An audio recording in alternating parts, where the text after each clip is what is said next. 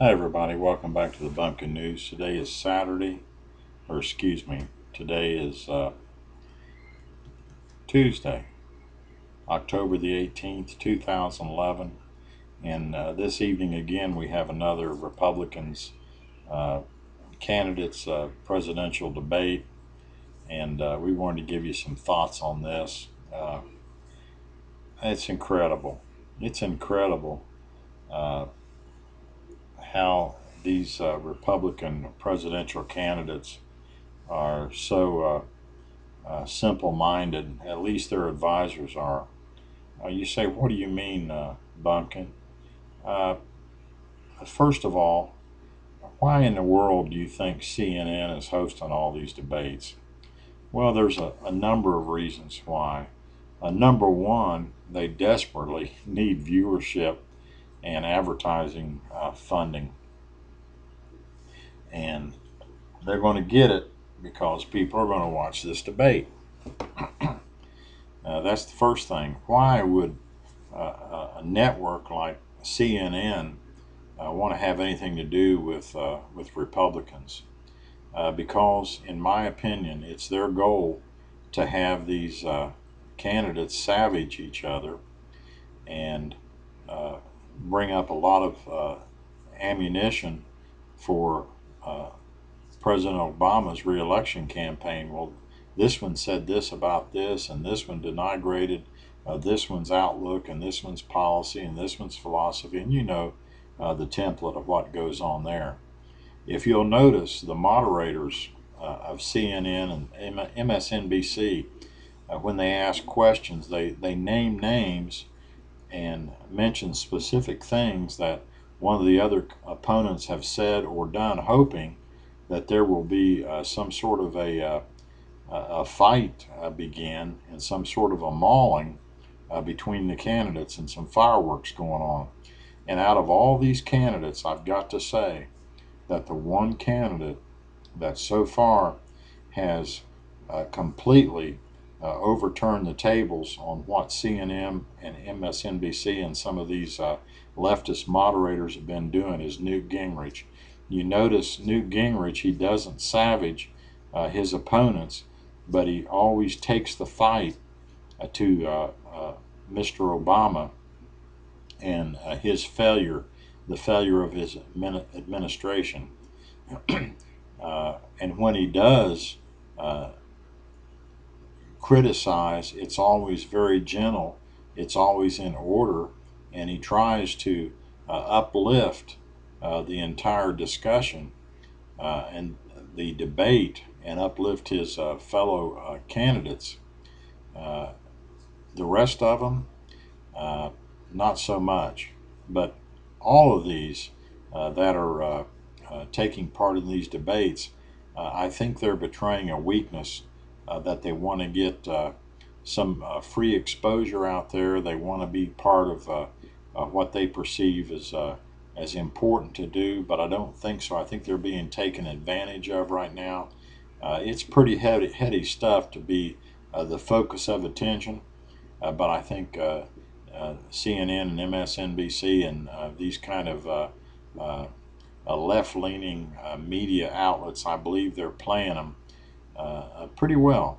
I think they would get more respect, at least from me, if they would bow out of some of these debates and not be such a willing fawn to get in front of the camera and go out and go across America. Hey, I'm too busy talking to Americans. I'm too busy out here explaining to Americans than to come on for debate. We've had enough debates right now. Let's have a debate. Let's go out and meet the people. Come back in 6 weeks, a couple months, and then let's have a debate. Let's let the American people get a good look at us. Let's do that. Let's see how that goes. That's what's needed to get out among the people, but not to let CNN and MSNBC stooge us and use us and abuse us and get us to fight one another. Yeah, CNN says we're having a debate, and what do? They all snap to. Yes, Yes, we'll be right there. Yes, we will. You call it, and we'll march. We'll do it. We'll march right on into the studio. Yes, sir. Yes, sirree. Looks pretty weak. I'm kind of ashamed of them. Yeah, they need to wise up. Uh, Now let's look at take a quick look at the field. Got tremendous respect for every one of those candidates. I mean, every one of those people that are running for president in the Republican field should be in the government. I don't think every one should be a president, but I think every one of them should be in the administration somewhere, or should be, well, I'll explain it. Michelle Bachmann, right where she is. She's a firebrand, feisty, asks the good questions, a good solid conservative. She needs to be right in Congress, right where she is. I would like to see her as Speaker of the House instead of what we have now, uh, a lifetime career politician who talks a good game, but when it comes right down to it, will knuckle under and vote for more debt and bigger government. He's been an embarrassment, uh,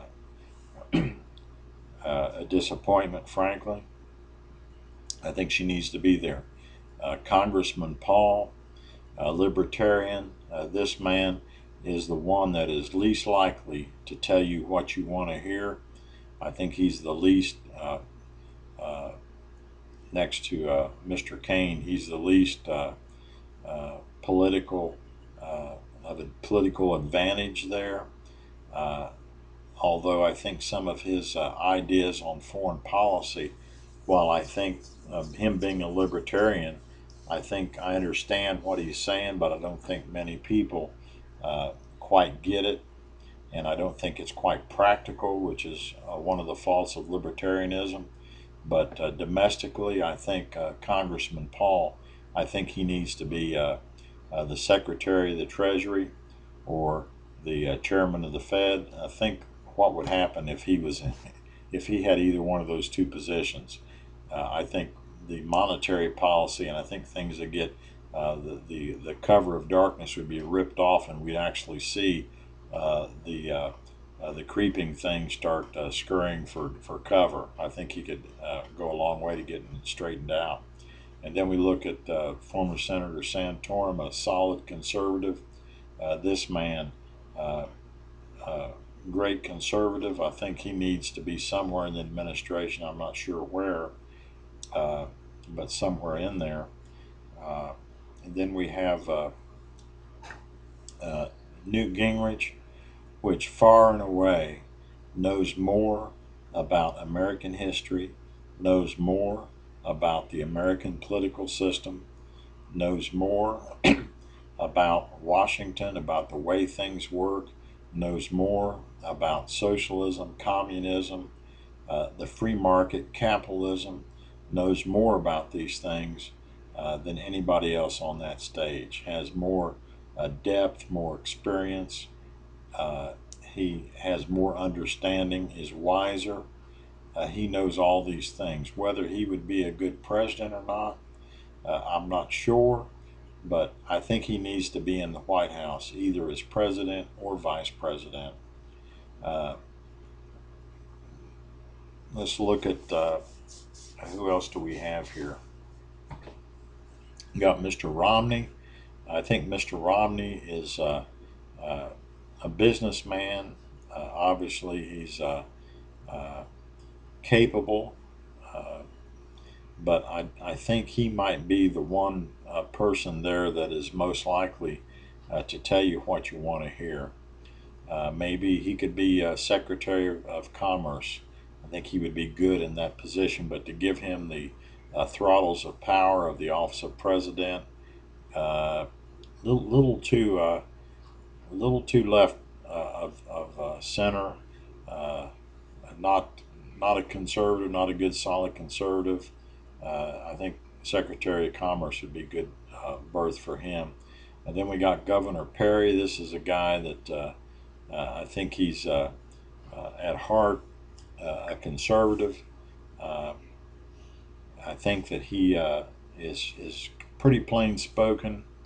I think he's someone that maybe a vice president. Maybe there could be something else. Maybe it would just be best for him to stay in Texas as governor, because obviously he's capable and he's done great things for Texas economically. Ditto on Governor Huntsman. Here we got somebody that is very well spoken, extremely personable, intelligent, has some good ideas. I don't think he's presidential material, but I think he might be good. We need some good, solid governors in the states that can help in turn around what's going on with our country. And then we come to Mr. Kane. I'm thinking Mr. Kane and Mr. Gingrich, they seem to have an affinity for one another. They seem to work together well. Mr. Kane, I think he's still a bit naive, but I think his heart's in the right place. I think he has, for the most part, conservative principles, and something intriguing right there. Maybe a Newt Gingrich the top, maybe Mr. Kane the bottom of the ticket as far as the president and vice president. Maybe that might work, or maybe vice versa, or something there. But I think all these people have a place in the next political cycle. Tell me what you think.